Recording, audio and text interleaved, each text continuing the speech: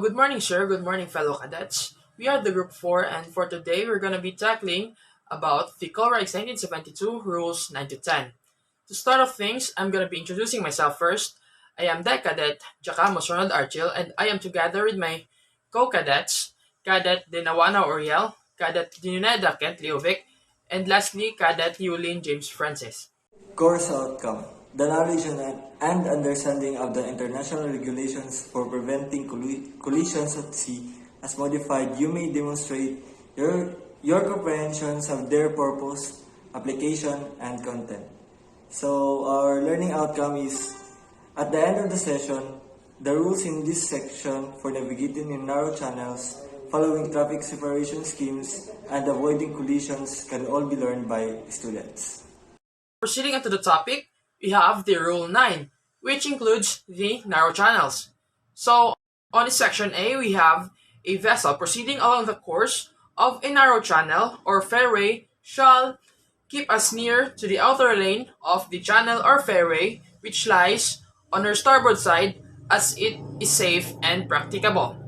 So, in the section of this rule, it is understandable, or we could also apply the rules of the road that we have here to narrow channels, whereas we would keep our driving position on the right side of the lane so we could drive safely.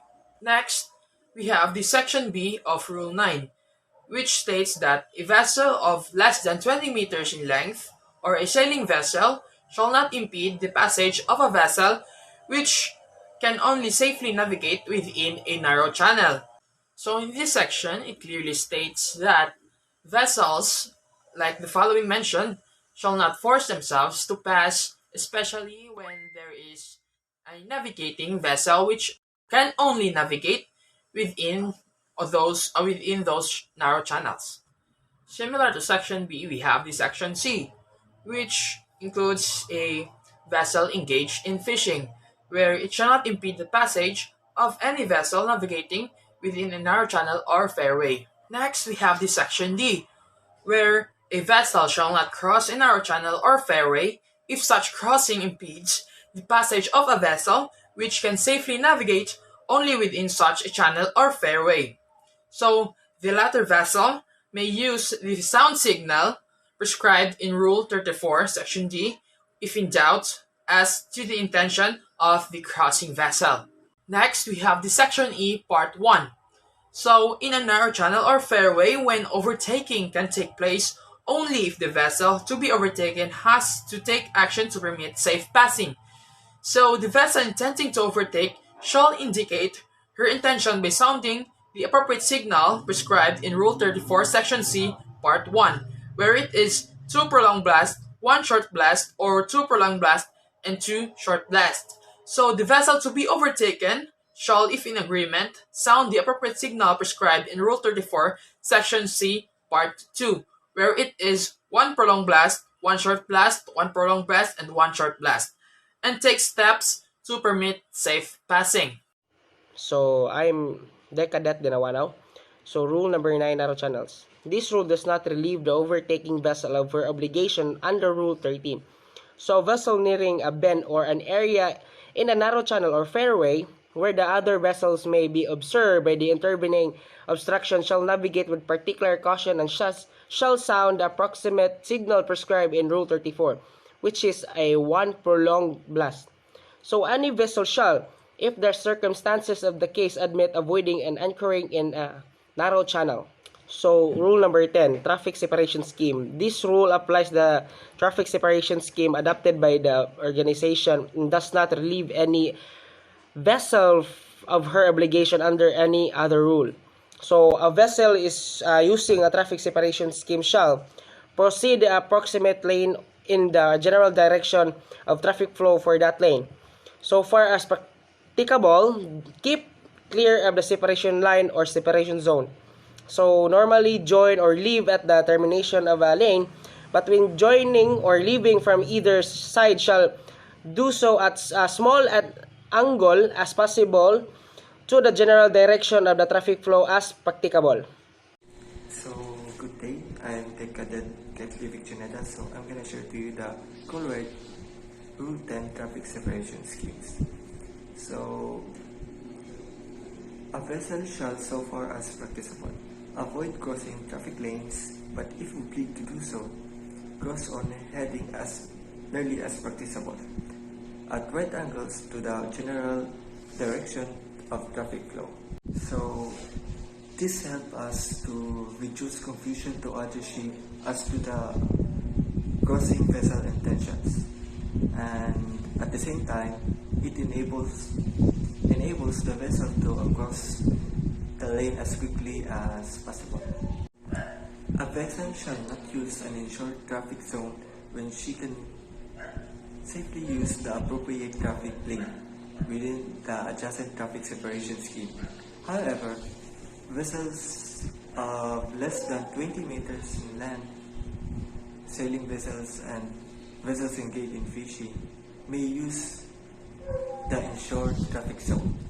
A vessel may use an inshore traffic zone when en route to or from a port, offshore installation or structure, pilot station, or any other place situated within the inshore traffic zone, or to avoid immediate danger. A vessel other than crossing vessel or a vessel joining or leaving a lane shall not normally enter the separation zone or cross the separation line except in case of emergency to avoid immediate danger to engage in fishing within the separation zone. I am Decadet Eoline James Francis. So I am a member of Group 4. So under the topic of Group 4 is Collision Regulation Rule number 9 and number 10. So importance of the topic. So the aim of the collision regulations or the Colregs is to establish rules to avoid a collision at sea. So rule number 10, traffic separation schemes. Paragraph F. So a vessel navigating in areas near the termination of traffic separation schemes shall do so with particular caution. So, or they will navigate with caution or kanang naay pag hinay-hinay so that to avoid problem or any collision while other vessel is underway in traffic separation scheme. So next is paragraph G. So a vessel shall so far as practicable avoid anchoring in traffic separation scheme or in area near at termination. So as per rule in Colreg,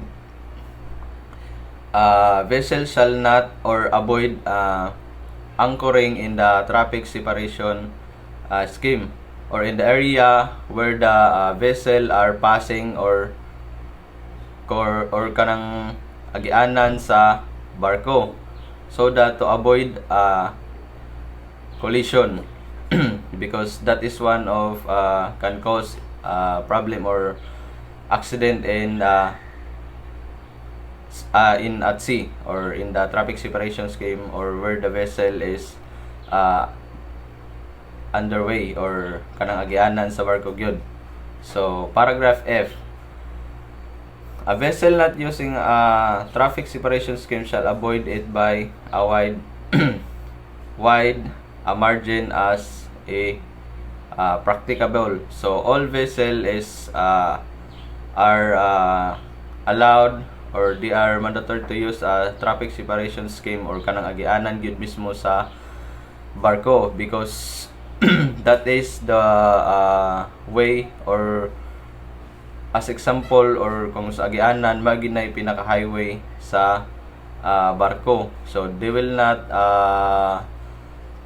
not use any other traffic separation scheme unless that is the kanang agianan gyud nga ilang gibuhat to avoid any problem or any accident at sea.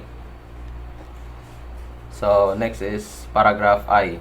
So a vessel engaged in fishing shall not impede the passage of any vessel following a traffic lane. So those fishing vessel they shall not impede to the passage of the vessel who use following traffic lane. So katong mga fishing boat or fishing vessel, they will not allowed to impede or to kanang mo agi sa kilid sa passage way sa mga power driven vessel, because most of the time or mostly dili sila makita gyud sa mga dagkong barko, so they can cause accidents in the traffic separation scheme. So next is paragraph J. So a vessel of less than 20 meters in length or sailing vessel shall not impede the safe passage of a power-driven vessel following a traffic lane. So same as paragraph I. So those vessel below or less than 20 meters in length or sailing vessel, they are not allowed, impede, or they are not safe to pass a kanang agianan gyud sa mga power driven vessel or kanang mga dagko nga barko, because as what I've say, na ay tendency or less ang possibility nga makita sila sa dagkong barko because they are 20 meter length or less than, kanang gagmay sila, so they can cause accident in or at sea. So next is paragraph K. So a vessel restricted in her ability to maneuver when engaged in an operation for the maintenance of safety of navigation in traffic separation scheme is exempted from complying with this rule to the extent necessary to carry out the operation. So katong mga barko nga or the vessel that is restricted in her ability or kanang naay barko nga mga authorized nga mag-ayo sa traffic separation scheme or kanang agianan sa barko, or should I say naa sila gi ayo or kanang gi palawman ba ang agianan, so they are exempted sa rule because they have a rule nga kanang giayo ang agianan sa barko, so exempted sila na, or kanang naay mga barko nga mag-ayo sa agianan mismo or kanang magpalawom sila sa agianan like that, they are exempted. So paragraph L. So a vessel restricted in her ability to maneuver when engaged in an operation for laying, servicing, or picking up of a submarine cable within a traffic separation scheme is exempted from complying with this rule to extent necessary to carry out the operation. So as what I have said in paragraph K, so they have a similarities in paragraph L. So katong akong giingong riya nga if ang vessel na mga gibuhat or they are authorized to servicing or kanang picking up sa mga submarine cables or naigiayo, so they are exempted in rules, kay naman sila yung mga importante nga giayo under the traffic separation scheme or kanang agianan sa barko. So that would be all, sir, and thank you.